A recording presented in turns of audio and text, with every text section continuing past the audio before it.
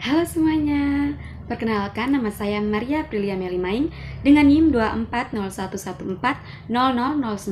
Saya adalah mahasiswi aktif semester 2 dari program studi pendidikan guru sekolah dasar Fakultas Keguruan dan Ilmu Pendidikan Universitas Nusa Cendana. Nah, dalam video saya kali ini, saya akan membahas mengenai refleksi anak muda terhadap penegakan hukum di Indonesia.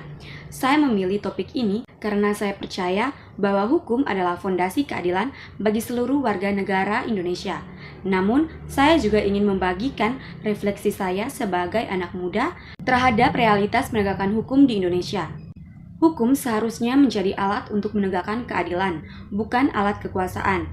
Nah, lewat video saya kali ini, saya ingin mengajak kita semua untuk merenung dan bertanya apakah hukum di negara kita benar-benar ditegakkan secara adil. Selamat menyaksikan.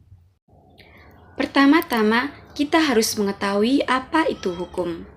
Hukum adalah seperangkat aturan yang seharusnya berlaku bagi semua warga negara tanpa diskriminasi.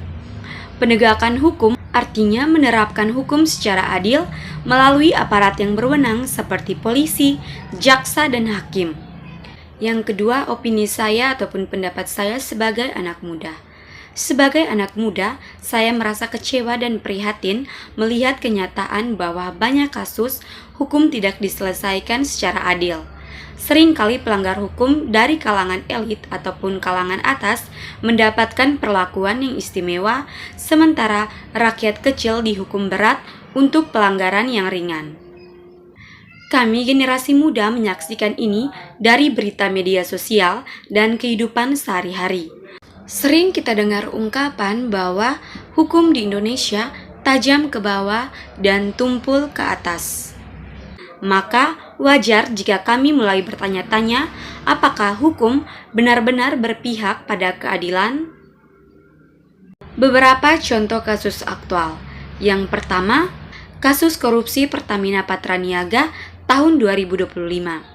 Pada bulan Februari kemarin, Kejaksaan Agung menetapkan 7 tersangka dalam kasus dugaan korupsi tata kelola minyak mentah dan produk kilang pada PT Pertamina Subholding dan kontraktor kontrak kerjasama atau KKKS tahun 2018 sampai 2023. Salah satu tersangka adalah Rifa Siahaan yang merupakan Direktur Utama PT Pertamina Patraniaga.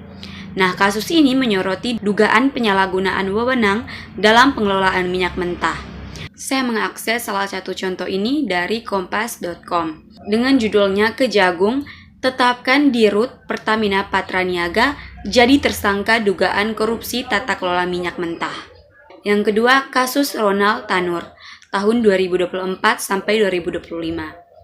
Gregorius Ronald Tanur merupakan anak anggota DPR yang awalnya divonis bebas oleh Pengadilan Negeri Surabaya dalam kasus kematian Dini Sera Afrianti. Namun, Mahkamah Agung membatalkan putusan tersebut dan menjatuhkan hukuman 5 tahun penjara. Nah, kasus ini juga mengungkap adanya dugaan suap kepada 3 hakim PN Surabaya yang kemudian dijatuhi hukuman penjara karena menerima suap terkait vonis bebas Ronald. Contoh kasus ini saya akses dari news.detik.com dengan judul 3 hakim penerima suap terkait vonis bebas Ronald Tanur diadili. Yang ketiga, kasus Vina Cirebon tahun 2016 sampai 2024 kemarin. Kasus pembunuhan Vina dan kekasihnya di Cirebon pada 2016 kembali mencuat setelah penangkapan Peggy Setiawan pada Mei tahun 2024. Penangkapan ini memunculkan dugaan salah tangkap dan minimnya bukti ilmiah dalam proses hukum sebelumnya. Kasus ini mencerminkan pentingnya transparansi dan keadilan dalam sistem peradilan pidana di Indonesia. Kasus ini saya akses pada kompas.id dengan judul Kasus salah tangkap oleh polisi terus berulang, bagaimana dengan Peggy Setiawan? Nah, dari kasus-kasus di atas menunjukkan bahwa penegakan hukum di Indonesia masih menghadapi berbagai tantangan dalam proses peradilan. Yang keempat, harapan dan sikap anak muda. Kami sebagai anak muda berharap penegakan hukum bisa dilakukan secara transparan, tidak pandang bulu, dan pilih memilih serta benar-benar mewakili rasa keadilan. Kita tidak hanya diam, tapi juga mulai bersuara melalui media sosial, diskusi kelas saat berada di kampus, bahkan aksi sosial. Anak muda bisa menjadi agen perubahan untuk menuntut keadilan. Sebuah pantun dari anak muda, pagi hari menanam jagung, siang tiba memetik lada.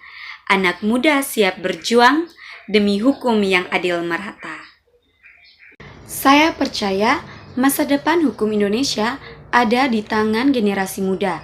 Sebagai generasi muda, kita harus berani bersuara, kritis terhadap ketidakadilan, dan ikut mengawal proses hukum.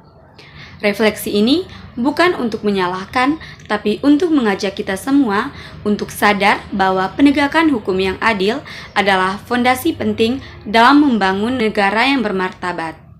Anak muda punya semangat dan keberanian untuk menjadi agen perubahan, memperjuangkan keadilan, dan mengawal proses hukum agar tidak menyimpang dari kebenaran. Sebuah pantun penutup dari saya. Burung camar terbang ke barat, membawa ranting ke dalam sarang. Mari tegakkan hukum yang tepat agar negeri ini makin terang. Semoga video ini bisa menjadi pemantik diskusi dan aksi nyata. Terima kasih.